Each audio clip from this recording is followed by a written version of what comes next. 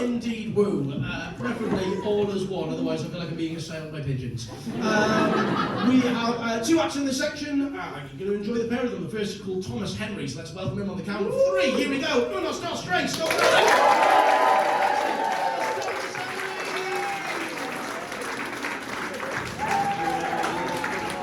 Good evening backyard.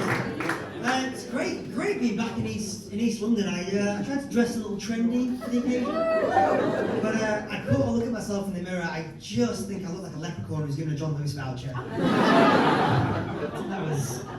That was disappointing. I feel. It's hard to dress as you get older, I think. I've actually just had a birthday. I've just turned 37 years old. Thank you, cheers, thank you. I mean Jesus. So it's obviously it's not a big birthday, but I was out for a beer with some mates, and one of them said to me, "Tom, you've now hit an age where you look like both a Catholic priest and the boy he molested."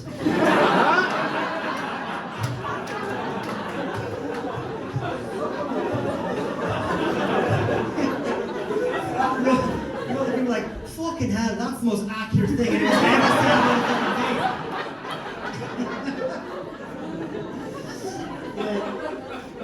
It gets me into trouble sometimes, this cherubic visage. I was backpacking once in America. I just graduated university, and I looked like I just graduated the maternity ward. And I was trying to get from LA to Vegas, but I didn't have any money, so I posted a rideshare ad on a website called Craigslist. You've used Craigslist. For anyone who's never used Craigslist, just imagine Gumtree, but with a much higher murder-to-user ratio. So next to a picture of my 22-year-old face, the ad was like, "Hiya! English guy looking to split rideshare, cheers!" Within about a minute, I get a phone call. This guy's like, "Hi, this is Andrew. I'm calling you about the rideshare." I was like, "Oh, fantastic. So you're going to go from LA to Vegas, are you?" He's like, "No. I was wondering, do you want to come to Indiana?" For anyone who needs a bit of help with American geography, it's a bit like asking for a lift from Leeds to London and someone says, "I don't know, fancy Moscow?" It's about the same distance and it's about the same appeal. I should have just hung up there, but I didn't because of fucking British phone etiquette, which follows the same rules as the Samaritans hotline in that we will stay on the phone even if one of us wants to kill ourselves. So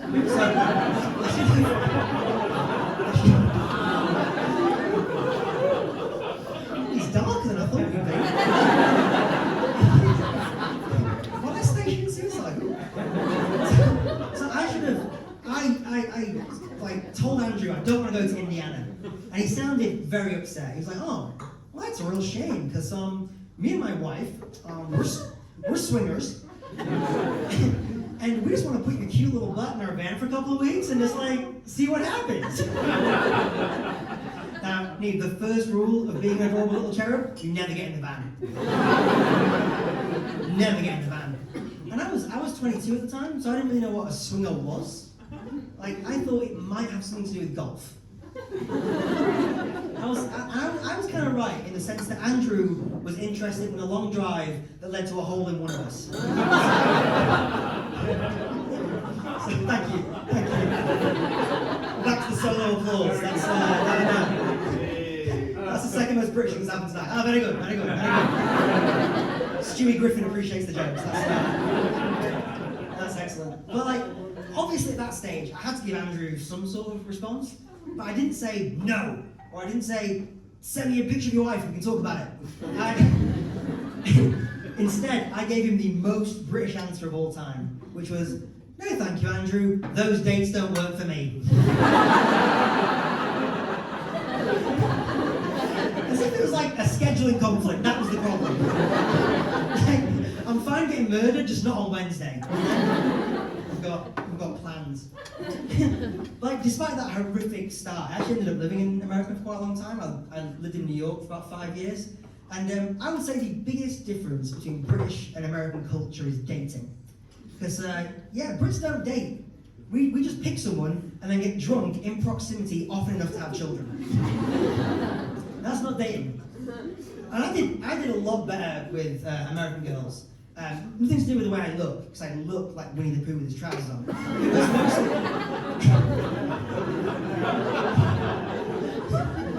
like, no, that's the most accurate thing anyone's ever said about my face. And the reason I did better with American Girls, it was down to two things, really. One, I'm from the north of England, and two, Game of Thrones was absolutely massive the whole time I lived there. So as a northerner, Jon Snow was 100% responsible for 75% of the sex I had in New York. Talking about the medieval heartthrob, I'm not the newscaster, just for reference, because I can't pull off tie-dye. So I'd go on dates with girls and they'd be like, oh my god, you sound like Jon Snow. Hey, are you like from north of the wall? And I was like, no. Because Jon's not. Silly Billy. He goes north of the wall briefly in season 3, but he's from Winterfell.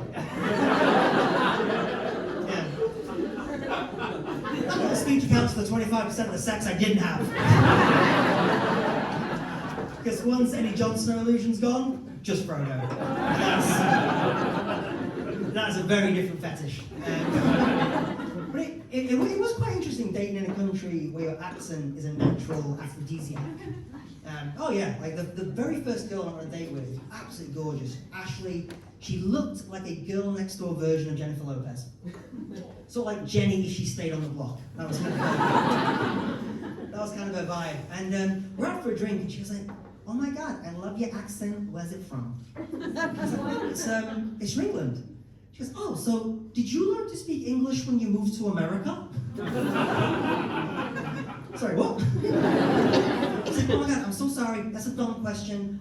What I meant was, what language do they speak in England? I was like, that is 10 points for the American public school system.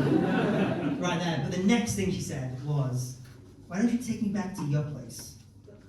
And she knew I was keen because I was in the cab before she finished that sentence. We got into the car and I started panicking because she was gorgeous. And I was like, why does she want to sleep with me? Like, the only thing going through my head was that she must want to drug me and take a kidney. But then she leaned in, kissed me, and I remembered that I have 2 kidneys. Which, when you're that aroused, is fast maths, I'll say that. So we got back to my apartment and we proceeded to have the kind of sex that I'd only ever seen on my parents' farm growing up.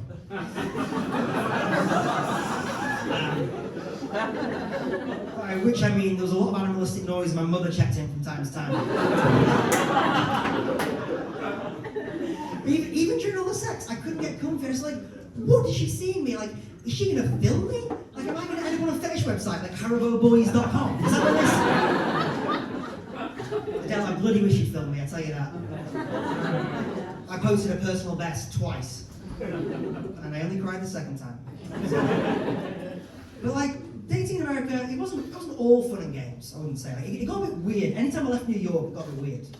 Like, I remember I was doing a show down in the south in a place called Greensboro, North Carolina, which, if you've never been, don't. It's a charming little town. I've never been anywhere where people own more guns than teeth.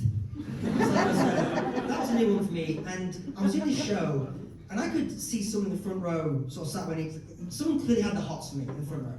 I could see him down there. Giant heaving breasts, covered in barbecue sauce and an awful lot of hair. His name was Clarence.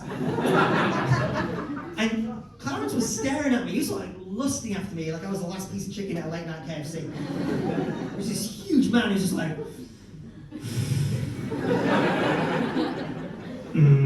that pretty mouth is confusing me.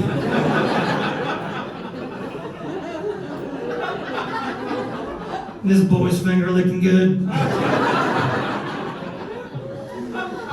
So after the show, this huge guy comes up to me and just goes, boy, the way you talk made me feel awful peculiar.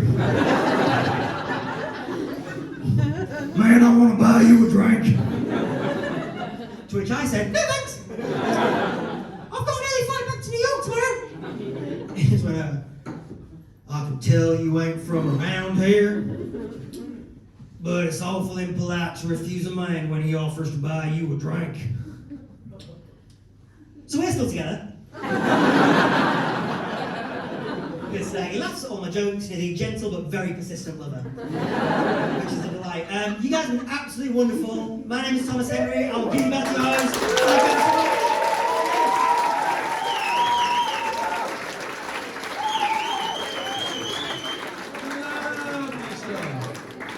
Thank you so much. So that was cracking. Thomas, of course, said there that he was Frodo, which is incorrect.